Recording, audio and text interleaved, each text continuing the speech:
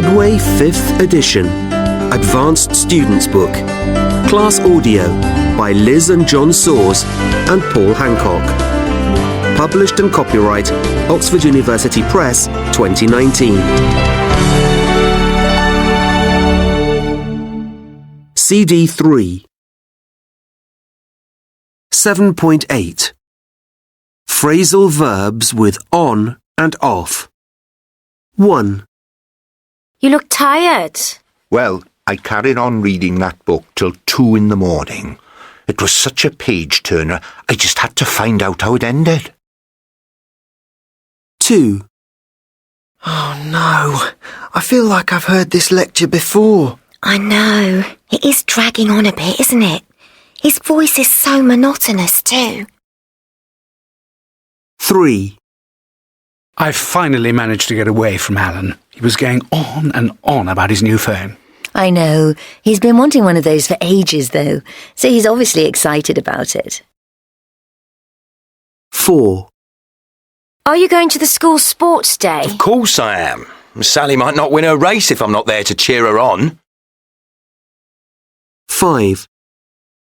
I think there's a chance I'll get let off for speeding if I tell them I was late for a really important medical appointment. Oh yeah, dream on.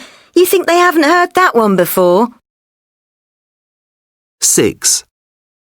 Well, I guess we'd better crack on. Absolutely. It's nearly 3 o'clock and we're only halfway through. 7.9. Phrasal verbs with on and off. 1. Oh, it was such a drag that your barbecue got rained off. I was really looking forward to it. 2. These drugs really help my migraines, but they wear off after about 4 hours, and I don't want to keep taking more of them. 3. About a third of our workers were laid off in the company restructure. 4. I can't believe Denise has broken off her engagement. She seemed so keen on Jason. 5. The fire service strike was called off at the last minute after industrial negotiations. 6. I went off meat for a while after visiting a factory farm on our school trip. It's enough to put anyone off. 7.10. Phrasal verbs with on and off. 1. So there isn't going to be a train strike now? No, it's been called off. 2. A lot of people are eating quinoa now, aren't they? Yes, it really seems to have caught on. 3. These painkillers don't work for very long, do they? No, they wear off after about 3 hours. 4. I thought you liked blue cheese. I did, but I've gone off it. 5. Do you fancy a cup of tea? Yes, I'll put the kettle on. 6. When does the heating start working? It comes on at 9 o'clock. 7. Was it too wet to finish your tennis match? Yes, it got rained off. 8. How come you lost your job? I got laid off. 9. Are you taking Susie to the airport? Yes, I'm going to see her off. 10. Have you still not written that essay? No, I keep putting it off. 11. Oh, I thought that lecture would never end. It was so dull. Yes, it did drag on a bit. 12. Why can't you drive down the high street? Is it because of that awful traffic accident? Yes, the police have sealed off the area. 7.11. Responses to bad news. 1. I can't believe I missed that penalty. Never mind. It could be worse. At least we're still winning. 7.12. Responses to bad news. 1. The bank won't lend me any more money. I wish I'd never started my own business. Oh, cheer up. I'm sure it'll all work out all right in the end. 2. I'm so disappointed I didn't get the contract for that stadium. They've given it to another firm of architects. Oh, you can't win 'em all, and you could always get a job with the other firm. If you can't beat 'em, join 'em. 3. I don't think I'm ever going to make it as an actor. I failed another audition this morning. It's not the end of the world. Hang on in there and stay positive. 4. Oh, I can't believe what I've done. I sent an email moaning about my boss to her by mistake. Don't dwell on it. What's done is done, and it'll all be forgotten in a few days. 5. I just had the plaster taken off my leg, and now I've broken one of my fingers. Oh, keep your chin up. Someday you'll look back on all this and laugh. 6. We'll have to be more careful. We spent most of that lottery money already. Ah, well, easy come, easy go. It was good while it lasted. 7. If only I'd never asked Lucy out. She said no, and it's really awkward working with her now. You'll soon get over it. And at least you tried. You know, nothing ventured, nothing gained. 8.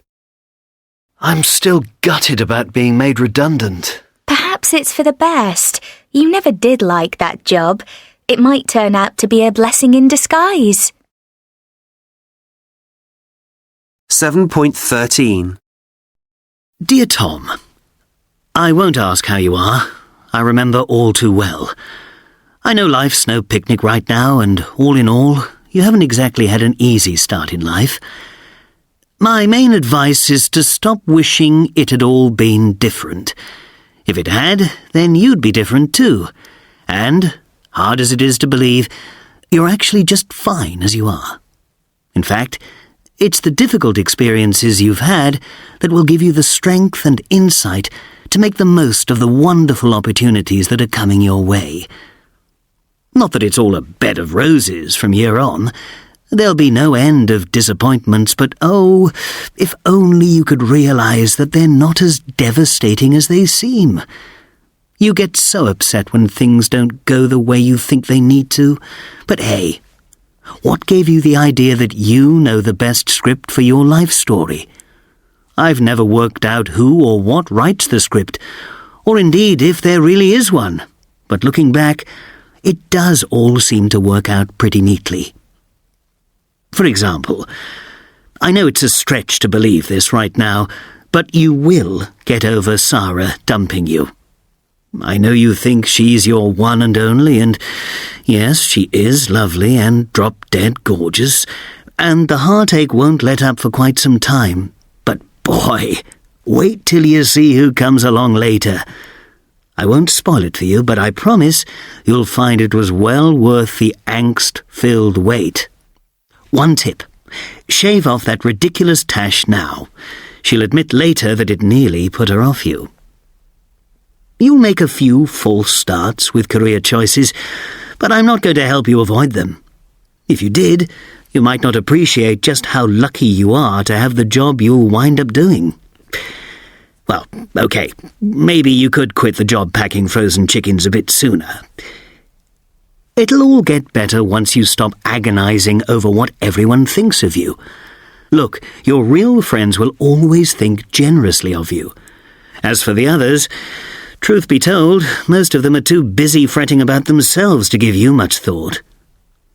It's how you feel about yourself that counts. And well, I am you, and I certainly feel a lot of affection for you as I write this. Lots and lots of love, Tom. P.S. Find out what 10 to the power of 100 is called, and when a company with a name that sounds like that appears, buy a few shares in it. 8.1. Are you a typical male or female? Let's see. Number 1. Oh, yes, definitely female. That's so totally me. I have loads of fabulous girlfriends. Friends I've had since school. But I do too. All my school and uni male friends go back years. Yeah, but you can't call you and your mates typical, can you? All that male bonding is kind of rare, don't you think? What about number 2? Oh, now that is absolutely a male thing. You're the original gadget man. Hey, not just gadgets. I like people just as much as things. I still think gadgets win for you. And, the next 2, names and birthdays. We're both absolutely typical for our sex with those. I'm always the one who remembers birthdays, and you... OK, I know. I have a real problem with names and birthdays. What about 5?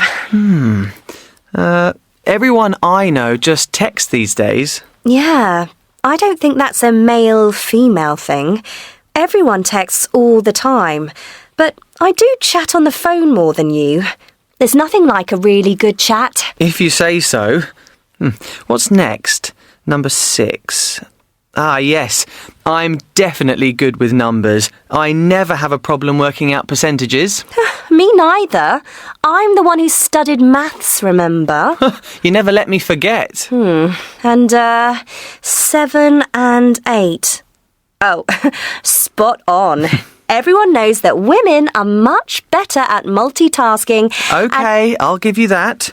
And I know, very typically I do talk about sport rather a lot. Rather a lot? Oh, you and your mates never stop.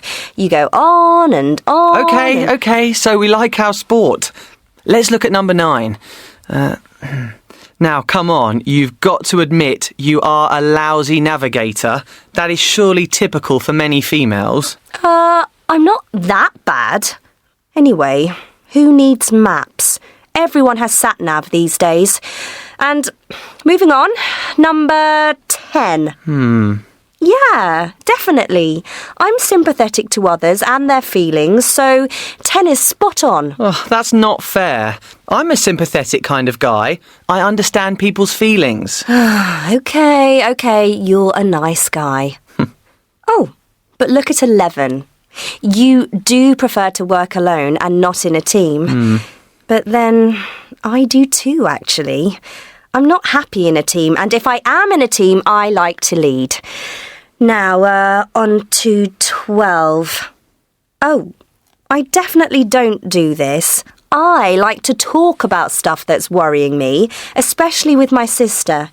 You know what they say, a problem shared... Yeah, is a problem halved, I know that. I just don't go around spilling out all my troubles. A typical bloke, I suppose. Yeah, your mum complains to me that you keep too much to yourself. Anyway, let's add up. How typical are we? 8.2. Defining and non-defining relative clauses. A. It was the passengers who exhibited prejudice. I can believe that. B. According to Aoife and her sister, who is also a pilot, reactions are more likely to come from passengers. 2 sisters who are pilots. That's got to be unusual. C. It's a cultural problem which needs to be tackled at an early age. What is? The lack of female pilots. That's true of many jobs. D. Their 2-bedroom flat, which has no garden, felt terribly pokey. I bet it did, especially with twins. E. The mum who he was talking to invited him to the pub. Did she? What would his wife say? F. Officials hurried him through what's normally a long and tedious procedure. Which procedure is that? Oh, all the stuff you have to do and forms you have to fill in when you're looking for a job. 8.3. Completing sentences. 1. I don't like children who always interrupt their parents' conversations and whose parents never tell them to be more polite. 2. The journey from work to home, which is always a nightmare, took over 3 hours yesterday. I'm going to have to change job or move house. 3. Politicians who make impossible promises just to get elected aren't worth listening to. 4. The Taj Mahal, which took 22 years to complete, is built from exquisitely carved white marble. 5. These are the photographs my grandma gave me when she was a young girl with her grandma. So that's my great-great-grandma. Apparently she was called Rosemary. 6. We docked at the small port on the coast of East Africa, where my parents lived 25 years ago, and where both my brother and I were born. 7. My cousin, who's afraid of heights, went paragliding at the weekend. I thought he was mad, but he said it was fine, not the same as being on a cliff or at the top of a tall building. 8. We went on a cycling holiday in Wales, which I really wasn't keen to do, but in fact I had a great time despite the rain. 8.4. Present and past participles. 1.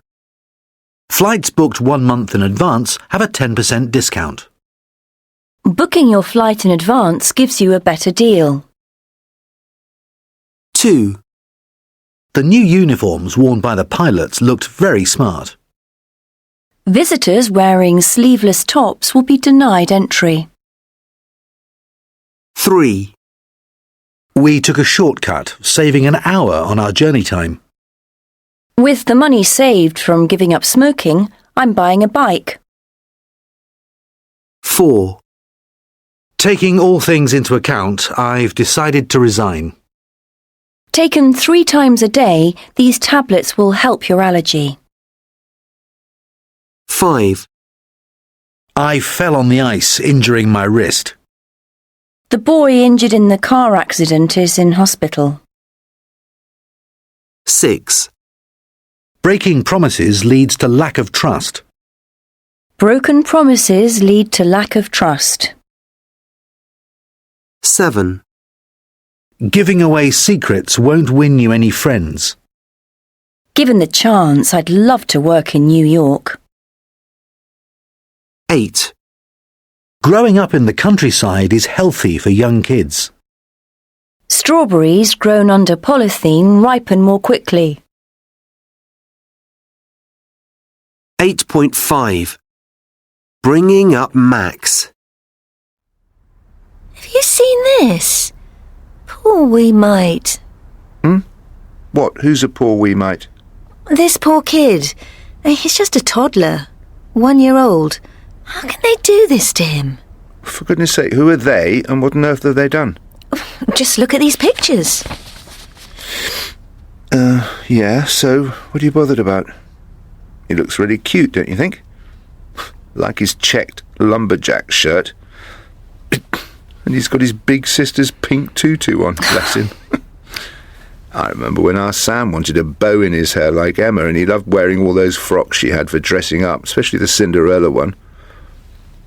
Remember, we thought it was funny, but Emma poured scorn on him. Oh yeah, that's what big sisters do, but this is different. Max, he's called Max. He hasn't got a sister. It seems the pink tutu was bought specially for him. It says here that wearing frocks is all part of his parents' plan to bring him up to be gender neutral. Gender neutral? He's a little boy. I don't get it. Whatever does it mean? It's supposed to be a radical new technique for child rearing, where boys and girls are treated exactly the same. His mother, she's called Lisa, says, quote, "We're doing it because gender stereotyping can be so damaging. It teaches little boys to be aggressive." Ugh. Well, all I can say is that I'm glad we didn't know that when we were bringing up our Sam. Gender stereotyping, eh? Well, I suppose there could just be a point to that. So, you think our son is aggressive? No, of course not. Didn't say that. Sam's a smashing kid. He's full of life. He's your typical happy, energetic, bolshy teenager. It's just that... It's just what? And it's a ludicrous idea. Max's parents are actively encouraging him to be more girl-like. And they're not just keen for him to wear girls' clothes, but they also want him to play with conventionally female toys, as well as boys' toys. I mean, they're delighted if he wants to wear a pink tutu and fairy wings. And if he decides not to play football and wants to paint his fingernails with glittery polish, they will view it as a form of cute self-expression, it says here. Why are they doing all this? They believe it will help boost his confidence. But how on earth is wearing a tutu a boost to a boy's confidence? But look, you know as well as I do, all toddlers will have a go at anything that takes their fancy. Doesn't matter if it's for boys or girls. They don't care. They're just too young to bow to peer pressure. Exactly that. You don't have to actively encourage toddlers one way or the other. They just do their own toddler thing. Let's see this article here. Oh, I remember that as well, don't you? You know that Canadian couple a while back? They made the headlines when they refused to reveal the sex of their newborn baby. They called it Storm and dressed it neutrally so that no one would stereotype it. Oh, that's awful. I don't mean calling the baby Storm, but calling him or her it all the time. It's not just awful, it's weird. They said that what they were doing was... quote, a tribute to freedom and choice. Whose choice? Their choice, not the baby's. Oh, it's the same for this boy, Max. It's not his choice. And what about when he goes to school? I mean, what will... Oh, hey, look, here you are. Yes, just as I thought. Max's parents say that they're planning on home educating Max so that he won't have to wear gender-specific clothes when he starts school. Oh, no surprise there. Don't you think he's in danger of growing up to be a rather lonely, confused little boy? That remains to be seen. How long can his parents keep this up, though? And those Canadian parents. I can't believe they can carry on calling their child it forever. I'd like to see into the future. What will these kids be like in 10 years' time? Yeah, and what will their parents be doing? It's as if they're using their kids as guinea pigs. I don't think it's fair on the kids. Hi, Mum. Hi, Dad. We won again, and I'm starving. Ah, there's our flawless offspring. To the kitchen, woman. Feed the boy. Huh? What's up with you two?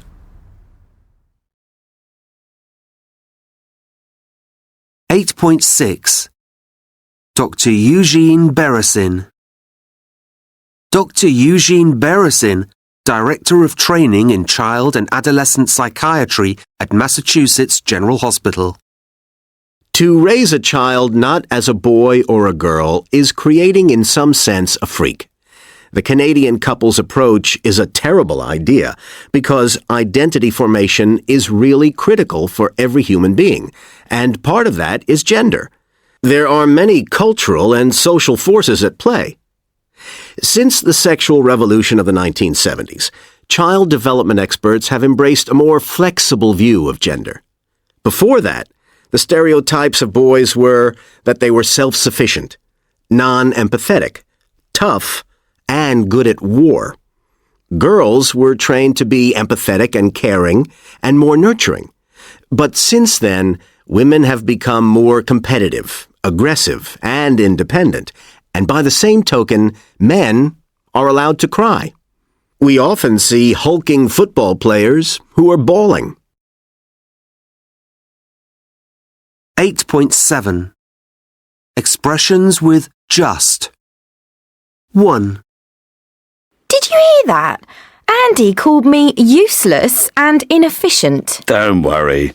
He's just as rude to me as you. 2. A pair of red socks. That's just what I wanted. Oh, I'm so glad you like them. You can't go wrong with socks as a present. But they're always useful. Yeah. 3. Can I have mine black with 2 sugars? We're just about out of coffee. Not to worry. Tea will do. Actually. 4. Where are you? I expected you hours ago. I'm just leaving now. I got held up with a conference call. See you soon. 5. I come in shattered from work and look at the mess. You haven't even washed up the breakfast things. Just listen to me for once. It isn't my fault. The baby was sick just after you left and I had to ring the doctor. And then 6. Did you see that film Fargo on TV last night? Oh, I couldn't watch it after the first few minutes. I was just terrified. 7. I've just heard the news. You got that job after all. I know. I'm thrilled. I didn't hear back for so long I thought they'd found someone else. Then suddenly I was called for a second interview. 8. Hi, great to see you. Oh, where's Tom? Tom couldn't come, so it's just me. Oh dear. You two haven't fallen out again, have you? 8.8. What did you hear? 1. We're sitting at the back in row 102. We've had another row about our finances. 2. That was never him singing live. He was miming. Live and let live is my philosophy. 3. Close that window. There's one hell of a draft. You're not close to getting the answer. 4. I soon got used to working the late night shift. I don't trust used car dealers. I'd never buy a car from one. 5. It's impossible to tear open this packet. Give me a knife. A single tear ran silently down her cheek as she waved goodbye. 6.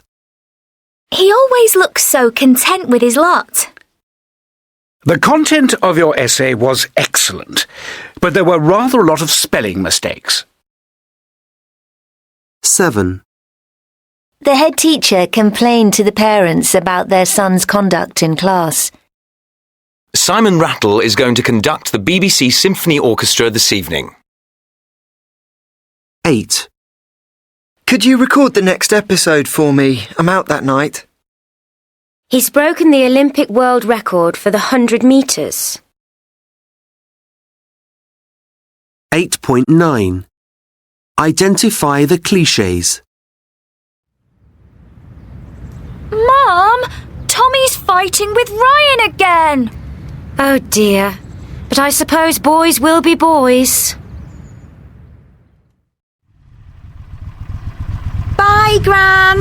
Jamie and I are off out for the evening. Have a great time. Don't do anything I wouldn't do. I'm thinking of having another tattoo. A scorpion, maybe. Just above where it says I love Mum. What do you think? It's not for me to say. At the end of the day, it's your decision. You'll have to live with it.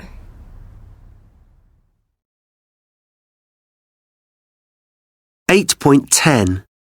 The next line. 1. I just came across my very first girlfriend on Facebook. Oh, I bet that was a blast from the past. Are you going to friend her? I'm not sure. Looks like she's changed quite a lot. 2. Larry's failed his exams. Amy's got the chicken pox. Whatever next? Oh dear, watch out. They say these things come in threes. I don't want to know that. 3. Dad, I've been picked for the school football team. First 11. That's my boy. Like father, like son. What do you mean? You only ever made the second 11. 4. If I offer to pay, she'll say I'm old-fashioned. If I don't, she'll say I'm mean. Poor you. You'll be damned if you do and damned if you don't. Yeah, it's a tricky situation. 5. I got a card from Jerry 1 week after my birthday. Oh, well, better late than never. You think so? I'm afraid it's the final straw. 6. We're having a complete break, a fortnight in the Caribbean. St. Lucia. Sounds like just what the doctor ordered. In fact, the doctor did. He said Bill would have a breakdown if we didn't take some time off. 7. It took me 10 years to build up my business. It nearly killed me. Well, you know what they say. No pain, no gain. Yes, but nothing is worth ruining your health for. 8. I just need to go back in the house and make sure I've turned off the oven. Good idea. Better safe than sorry. Yeah, otherwise I'd be worrying all the way through the film. 9. They've got 10 kids. Goodness knows what their house is like. Oh, the mind boggles. It doesn't bear thinking about. Yeah, I've only got 2 and it's chaos most of the time. 10. Bob's a weird bloke. He's going to live alone on a remote Scottish island for a year. It takes all sorts. You can say that again. 8.11. Writing. The Princess and the Frog. One warm summer's evening, a beautiful young princess, feeling bored and lonely in the grand rooms of the palace, decided to take a walk in the nearby wood. With her, she took her favourite plaything, a golden ball, which she loved to toss up in the air and catch. After a while, she happened upon a shady pool of spring water. So she sat herself down to enjoy the cool and started idly throwing her golden ball high in the air, watching it glint in the evening sunlight. She reached out to catch it, but, dazzled by the brightness of the sun, she missed it and it splashed down into the centre of the pond. Distraught, the princess leapt to her feet and, looking down into the black depths of the water, she began to weep. Alas, She lamented. if I could only get my ball again, I'd give all my fine clothes and jewels and everything that I have in the world. No sooner had she finished speaking when a frog's head popped up out of the water, and he inquired, Princess, why are you weeping so bitterly? Ugh, she thought. a disgusting, slimy frog. But she sniffed and cried, My golden ball is lost forever in the deep, dark water. The frog said, I don't want any of your finery, but if you will love me and let me live with you and eat from your golden plate and sleep on your bed, I will retrieve your ball. What ridiculous nonsense this silly frog is talking. thought the princess. He'll never be able to leave the pond to visit me. However, he may be able to get my ball. So she said to the frog, If you bring me my ball, I'll do all you ask. The frog dived deep into the water, and after a little while he emerged carrying the ball in his mouth and threw it onto the edge of the pond. The princess was overjoyed. She ran to pick up the ball, and without any sign of gratitude or a backward glance at the frog, ran home as fast as she could. The frog called vainly after her, Stay me, Princess. What about your promise? But she ignored his plea. However, next day, just as the princess was sitting down to dinner, there was a strange noise outside. Something was coming up the marble staircase. Then came a gentle knock at the door, and a croaky voice cried out, Open the door, my princess dear. Open the door to thy true love here, and mind the words that thou and I said, by the fountain cool, in the greenwood shade. The princess ran to the door and opened it, and there stood the frog. She had forgotten all about him, and now the sight of him frightened her. She slammed the door in his face and hurried back to her seat. The king, alarmed at his daughter's distress, asked her what was the matter. There is a disgusting, slimy frog at the door, She said. He helped me get my ball back when it fell into the pond, and I promised he could live with me here, but... The frog knocked again and called out again. Open the door, my princess dear. Open the door to thy true love here, and mind the words that thou and I said, by the fountain cool, in the greenwood shade. The king was an honourable man, and he admonished his daughter. If you have given your word, even to a frog, you must keep it. You must invite the frog in.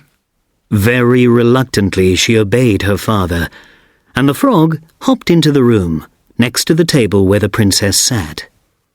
Lift me onto the chair and let me sit next to you, he commanded the princess. As soon as she had done this, the frog said, Put your plate next to me, so I may eat out of it. This she did, and when he had eaten as much as he could, he said, Now I'm weary. Take me upstairs and put me onto your bed.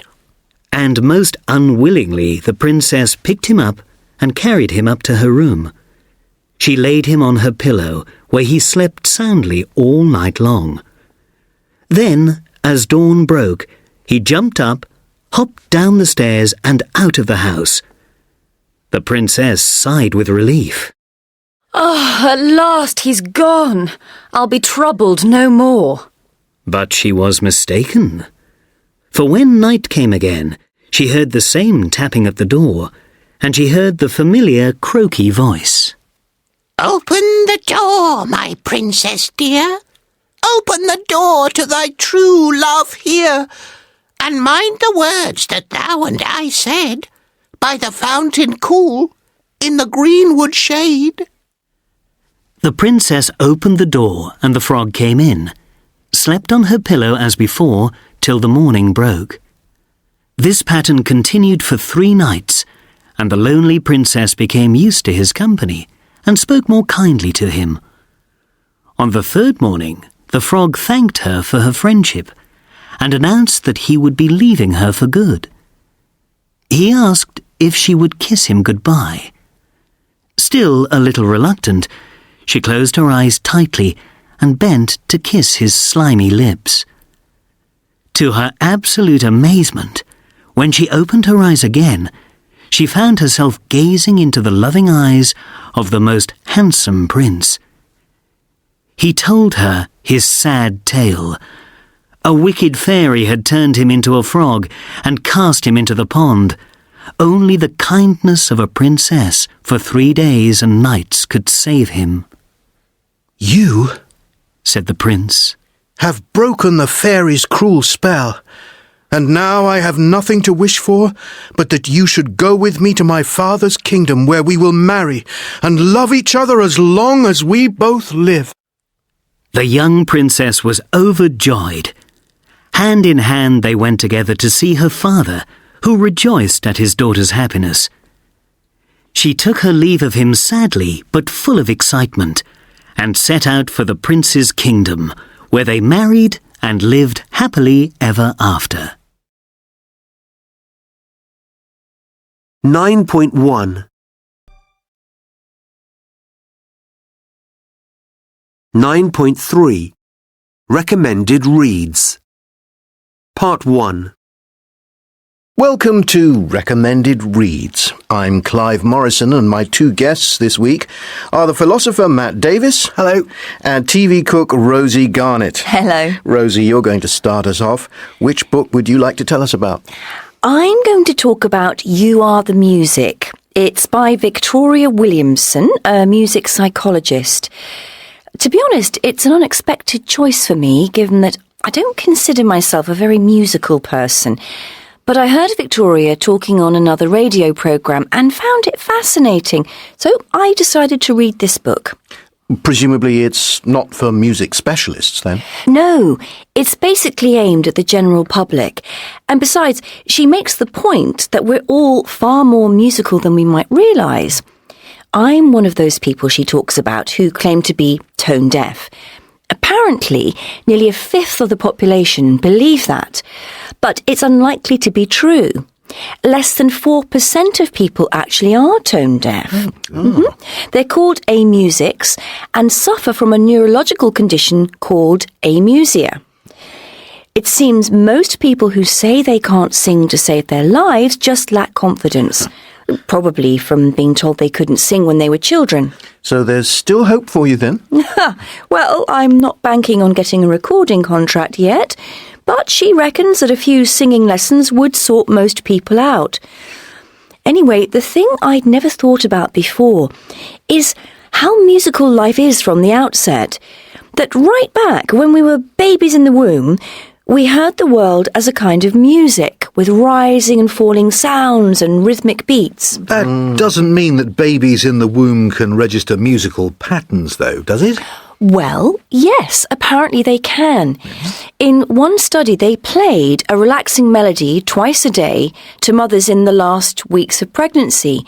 They then played that melody to the babies when they were 6 weeks old, while they were asleep, and the babies' heart rates dropped noticeably, showing that they felt more relaxed. Surely that could have happened even if they hadn't heard it before, though. They did check for that. And while all babies showed some signs of relaxation when they played the music, the effect was twice as strong with the babies who'd heard it in the womb. So they were recognising it. Wow, amazing. And the other thing I hadn't realised was how important musical awareness is to learning a language. And again, that's something that babies register very early. Apparently, babies cry in their own language. What do you mean? It's been shown in another study that French babies cry with more rising pitches, whereas German babies' cries have a more of a falling pitch. And that reflects the most common intonation patterns that adult speakers of those languages use. How funny. And then you realise how important intonation is for early communication. I mean, just listen to people talking to babies and small children. We call it baby talk. But in the book, she calls it IDS, infant-directed speech. We all do it with babies to some extent, and it is very musical. Big rises from low to high pitch, and a really strong rhythmic pattern. Look who's here to see you! And we do it because babies respond to it so well. They just love it, smiling and giggling away. I realise I still do it with my 4-year-old when I want to communicate something with a lot of feeling. Don't do that! And it's okay, Mummy's here. So what happens with those people who truly are tone deaf then? Does that make language learning difficult? Well, yes, they can struggle to recognise what's being implied by different pitch and intonation patterns. Maybe they can't hear much difference between brilliant and brilliant.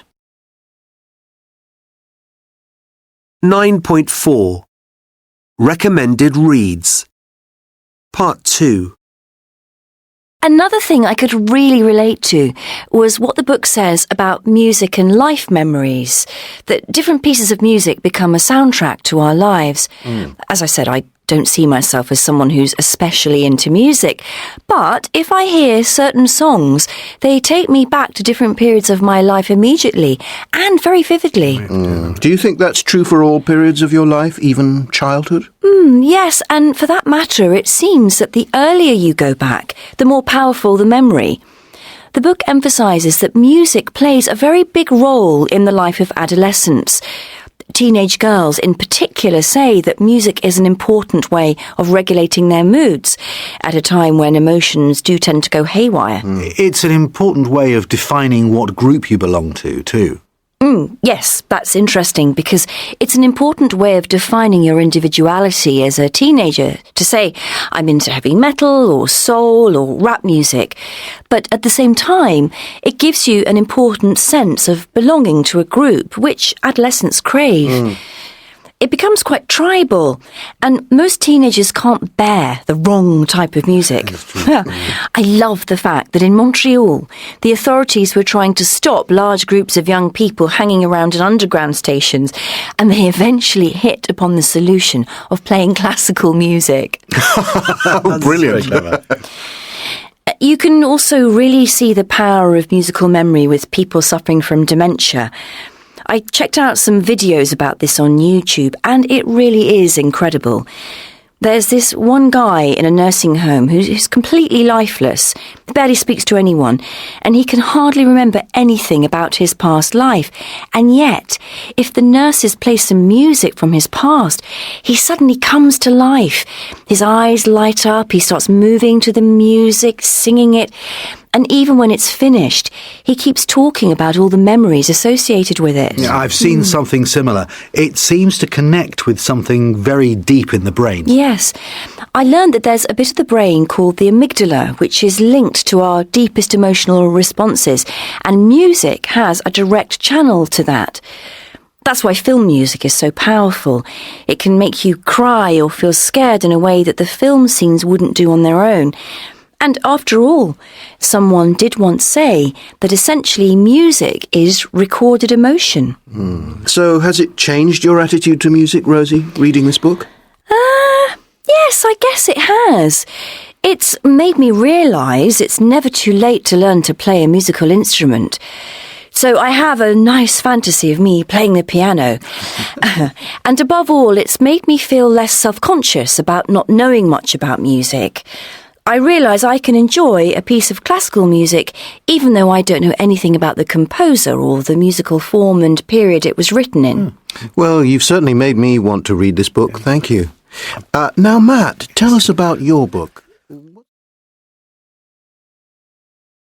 9.5 Recommended Reads Extract.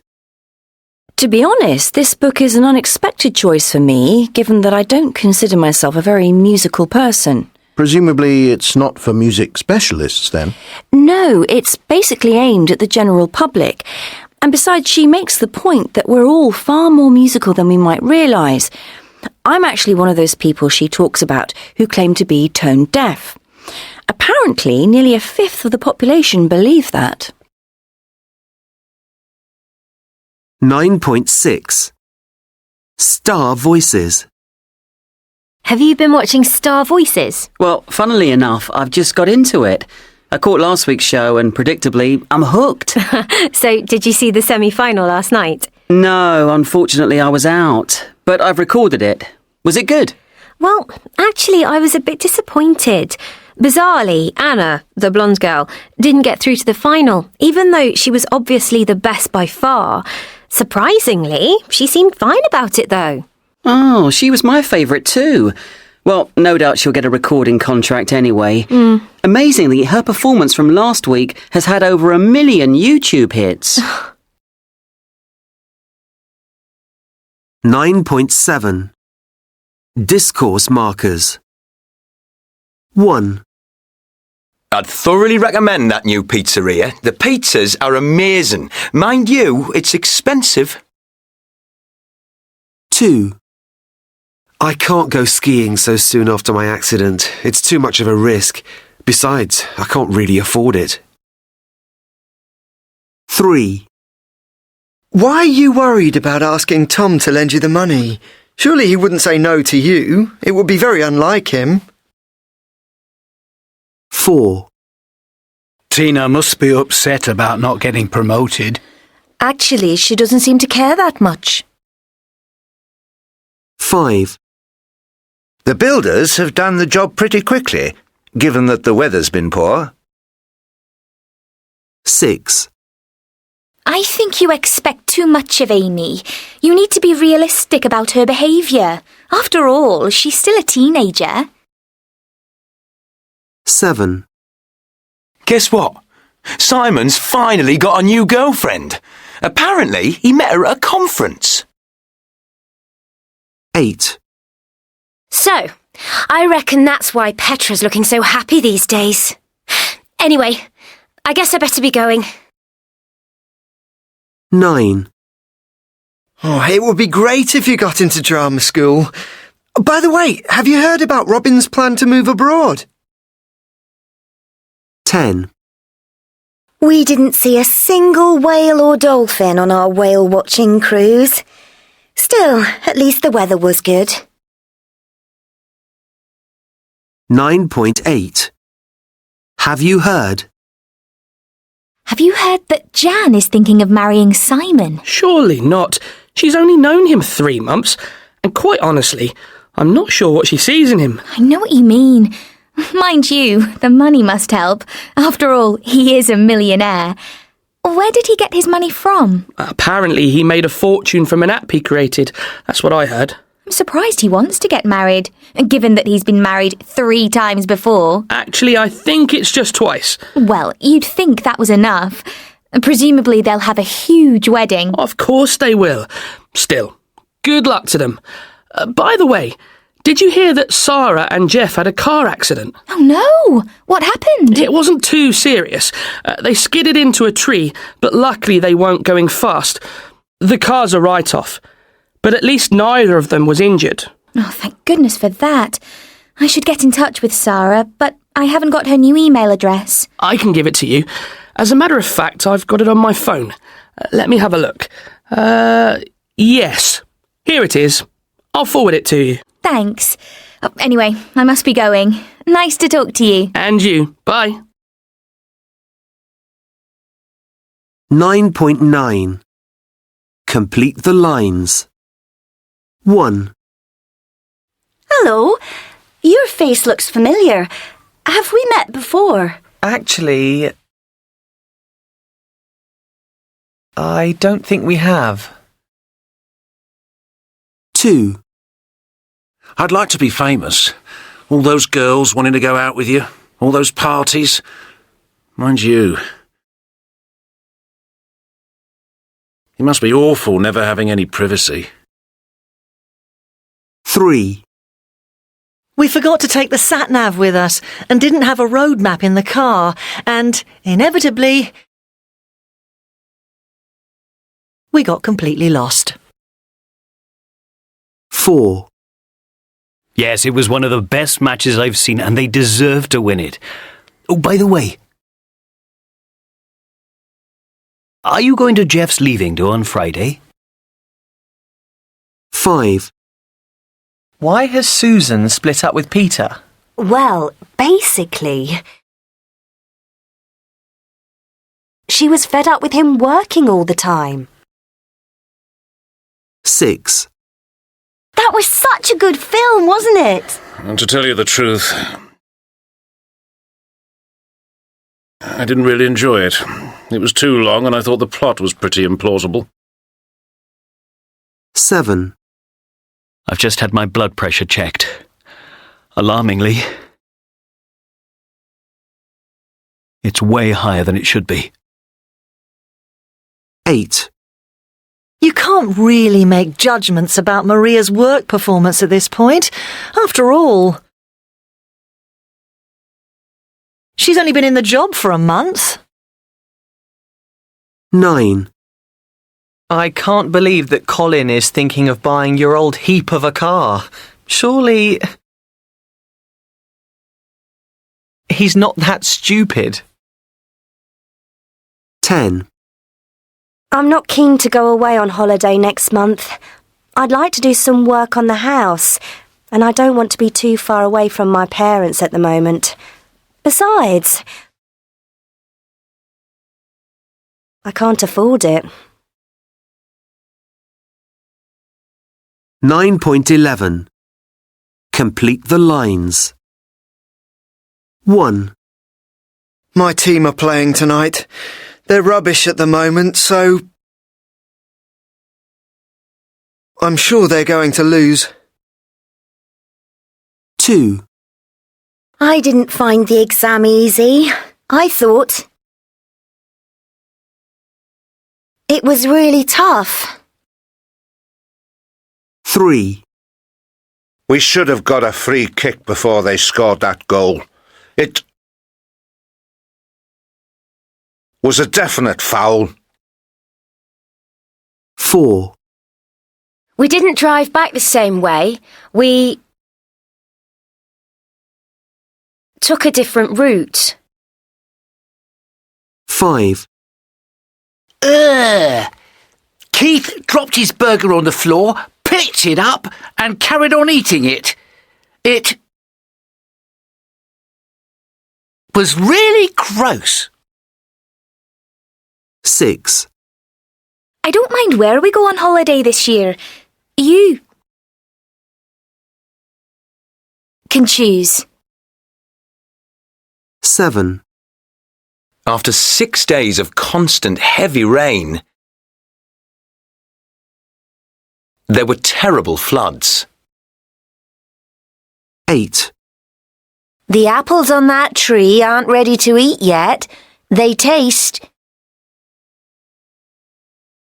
really sour. 9. I like fantasy video games because people don't usually fight with guns, they use swords.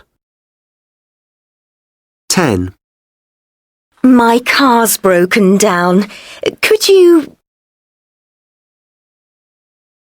give me a tow to the garage? 11. Let's visit Jenny in hospital. I'll find out which ward she's on.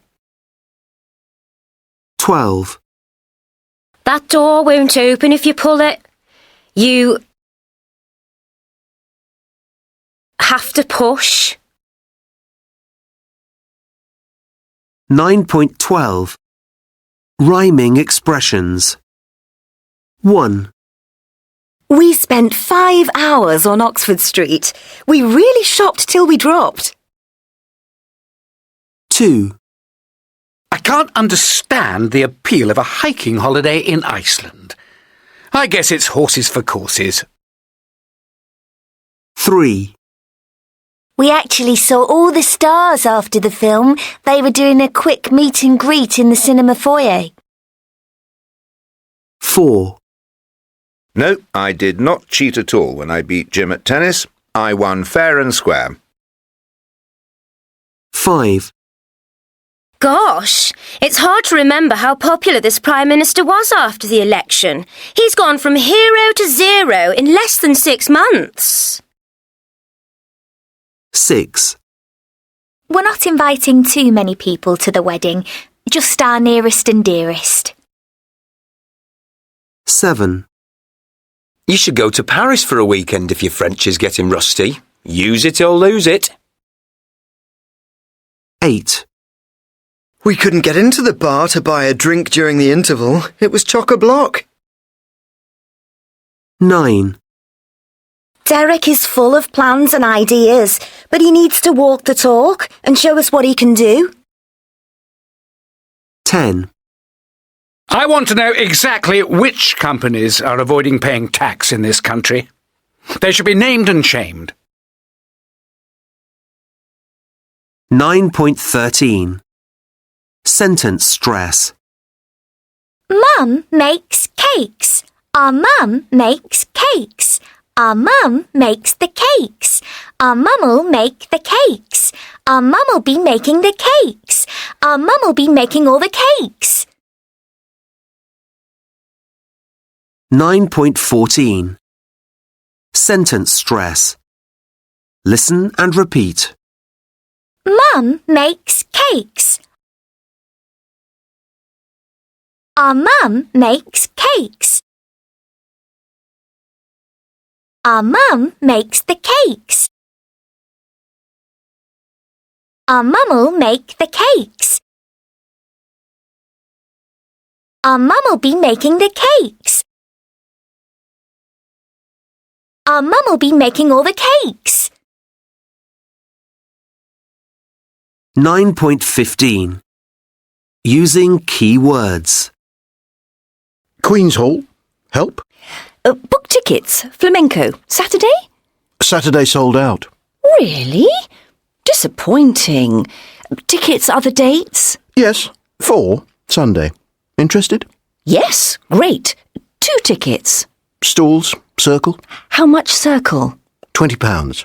Stalls, £40. Fantastic seats, near stage. Take stalls. Debit card? Of course. Card details, number, front. 5610 5910 8101 8250. Security number, back. 713. Thank you.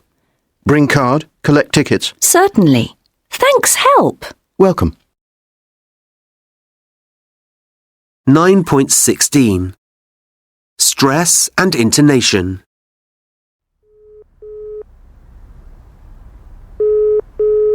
Queen's Hall, how can I help? Could I book some tickets for the flamenco concert on Saturday? I'm afraid the Saturday concert is sold out. Oh, really? How disappointing. So are there tickets for other dates? Yes, we've got 4 tickets left for Sunday. Would you be interested in those? Yes, that would be great. I only need 2 tickets. Would you like seats in the stalls or the circle? How much are the seats in the circle? They're £20. The ones in the stalls are £40, but they're fantastic seats, very near the stage. I'll take the seats in the stalls then. Can I pay by debit card? Of course. Could I take your card details? What's the number on the front? It's 5610 5910 8101 8250. And the security number on the back? 713. Thank you. Could you make sure you bring that card when you collect the tickets? Certainly. Thanks for your help. You're welcome.